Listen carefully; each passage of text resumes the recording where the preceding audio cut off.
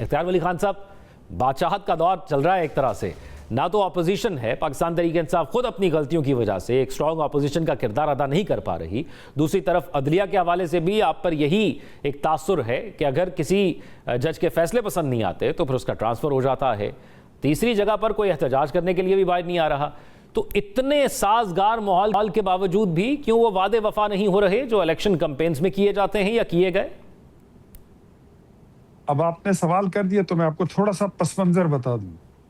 2013 کا جب الیکشن ہم لڑ رہے تھے تو اس وقت ملک میں 20 گھنٹے اور 22 گھنٹے کی لوڈ شیڈنگ ہو رہی تھی. آئی ڈونٹ نو آپ کو یاد ہوگا یا نہیں ہوگا.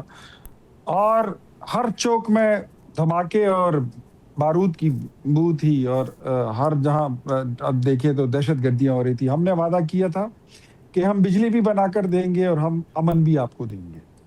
2018 کے اختتام پر ہم نے 12,000 میگا واٹ بجلی بنائی اور ہم نے آپ کو امن بھی قائم کر کے دکھایا. اب اس کے بعد پھر جب آپ دیکھیں تو 2018 میں تبدیلی آئی نہیں، پھر لائی گئی، اور اس کے بعد جو ہوا وہ بھی آپ کے سامنے ہے. 2016 میں ہم نے آئی ایم ایف کو آخری قسط دے کر اگست 2016 میں we said goodbye to I M F. اب ملک بھی اچھا، چل چلاؤ بھی اچھا، عوام بھی خوشحال، پیٹ بھرا ہو، چھاچھ پی ہوئی ہو، دہی کھائی ہوئی ہو، سلاد کھایا ہوا ہو، مزے سے تکیے پہ سر رکھا ہوا، تو پھر لوگ کہیں نا چلو یار آؤ ایک موقع خان کو بھی دیتے ہیں. دے دیا موقع، آج ہم اسی کو بوئے ہوئے کاٹ رہے ہیں. مطلب قرضوں کو دگنا کرنا، معیشت کو ڈبو دینا، اور آخر میں جاتے ہوئے یہ کہہ دینا کہ ملک دیوالیہ ہونے لگا ہے اور بارودی مائنز جو ہے وہ بک چکی ہے، اب یہ ملک بچے گا نہیں. تو یہ ہے ارریسپانسبلٹی. اب میں اگر آ جاؤں کہ گزشتہ الیکشن میں ہم نے جو کہا تھا، ہمارا پہلا وعدہ جو تھا وہ یہی تھا کہ پاکستان کو دیوالیہ ہونے سے بچائیں گے. آج ہم نے ملک کو ڈیفالٹ سے بچا لیا، گرے لسٹ سے آپ نکل چکے ہیں. جتنے اشاریے ہیں، فچ کے کہیں، موڈیز کے کہیں، وہ سارے پوزیٹیو ہیں. ہاں اب جنگ چھڑ گئی ہے تو اس کے ثمرات ڈیفینیٹلی، اس کے اثرات یہاں پر پہنچنے ہی ہیں، کیونکہ ہم تو بالکل پڑوس میں پڑے ہوئے. تو چیزیں اتنی بری نہیں ہیں، یہ بھی نہیں ہے کہ ہم اپنے وعدے بھول گئے. اختیار ولی صاحب بالکل ٹھیک ہے، حکومت نے جو ہے وہ ملک کو ڈیفالٹ سے بچایا، عام آدمی ابھی بھی ڈیفالٹ کی سطح پر ہے. اور جہاں پر آپ نے بات کی یہ معاہدوں کی آئی پی پیز کے حوالے سے، تو یہ معاہدے 2013 سے 2015 کے اندر پی ایم ایل این کی حکومت کے اندر ہی سب سے زیادہ کیے گئے تھے. اس کے کچھ فیکٹس میں آپ کے سامنے رکھ دیتا ہوں کہ آئی پی پیز کے معاہدوں میں ٹوٹل سرمایہ کاری تقریباً 31 سے 32 ارب ڈالر ہے، جس میں 8-9 ارب ڈالر کی ایکویٹی انویسٹمنٹ ہے، اور یہ ساری انہوں نے پہلے مہینوں میں ہی جو ہے وہ واپس کما لیے اپنے پیسے. لیکن ہمیں تو 30 سے 35 سال تک ان کو اپنے اوپر ایک بوجھ کے طور پر سوار کرنا ہے. یہ ڈائریکٹلی افیکٹ کر رہا ہے عوام کو. اس کے حوالے سے کیوں حکومت ری تھنک نہیں کرتی کہ یہاں سے ریلیف دے دیں، پیٹرول سے ہی ہر دفعہ کیوں ریلیف کیپچر کرنا ہے؟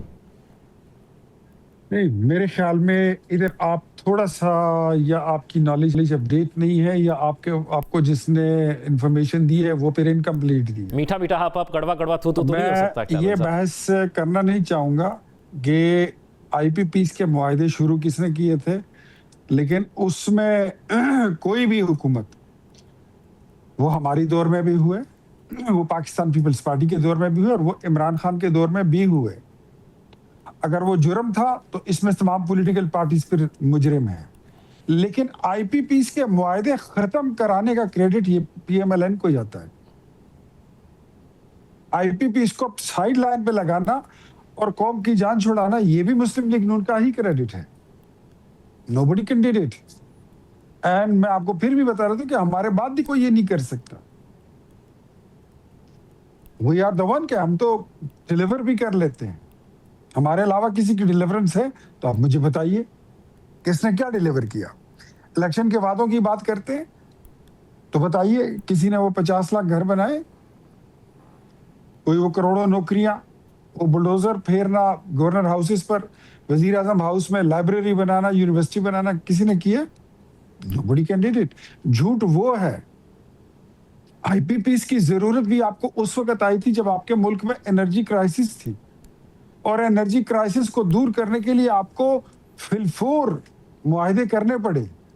اب آپ کی اکانومی آپ کو اجازت نہیں دیتی. آپ کے حالات، آپ کی جیب آپ کو اجازت نہیں دیتی. اب ہم نے اختیار ولی صاحب، معاملہ یہ ہے کہ ہر ایک جب حکومت آتی ہے وہ دوسرے پر اسی طرح بلیم گیم کرتی ہے. کام تو اس وقت کی موجودہ حکومت نے کرنا ہے. جب پی ٹی آئی کی حکومت تھی ان سے بھی یہی سوالات ہوتے تھے. اب اگر لیوی لگائی گئی ہے اور وہ لیوی 107 روپے تک پہنچ گئی ہے اور یہ سب کو پتہ ہے کہ وہ ایکسٹرا ٹیکس ہے، اگر کسی اور جگہ کرپشن ہے یا کسی اور جگہ ایف بی آر کا ٹیکس شارٹ فال ہے تو اس کو کیا ہر دفعہ لیوی سے ہی پورا کرنا ہے؟ یہ ڈائریکٹ بوجھ ڈالنا ہے. اور پتہ ہے کہ پیٹرول کی قیمتیں جب مہنگی ہوتی ہیں تو انڈسٹری میں بھی فرق پڑتا ہے، لوگوں کے لیے مہنگائی وہاں پر بھی ہوتی ہے اور عام لوگوں کے لیے بھی مہنگائی زیادہ بڑھ جاتی ہے. ہر چیز اس پر ڈیپینڈنٹ ہوتی ہے، ضرورت ہے، تمام ضرورت کی چیزیں عام زندگی کو گزارنے کے حوالے سے. تو کیوں حکومت جو ہے وہ ایکسٹرا ٹیکس ایڈ کر رہی ہے عوام پر جو حکومت روک سکتی ہے؟ حکومت جو سبسڈی دے رہی ہے 129 ارب روپے کی ہر مہینے کی، کیا وہ اس لیوی سے پورا ہوتی ہے؟ جو پبلک ٹرانسپورٹ کو، بسوں کو 1-1 لاکھ روپے ہم دے رہے ہیں، کیا وہ اس سے پورا ہوتی ہے؟ یہ جو اسلام آباد کی میٹرو اور پنجاب کی ٹرانسپورٹ، پبلک ٹرانسپورٹ فری میں چل رہی ہے، کیا وہ اس لیوی سے پورا ہوتی ہے؟ کیا یہ لیوی میں جو ٹیکس آتا ہے یہ وزیر اعظم یا ان کی کابینہ کی جیب میں جاتا ہے؟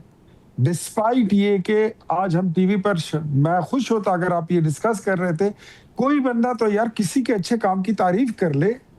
وزیر اعظم شہباز شریف کی ٹیم 6 مہینے کے لیے اپنی تنخواہیں جو ہے وہ چھوڑ چکی ہے.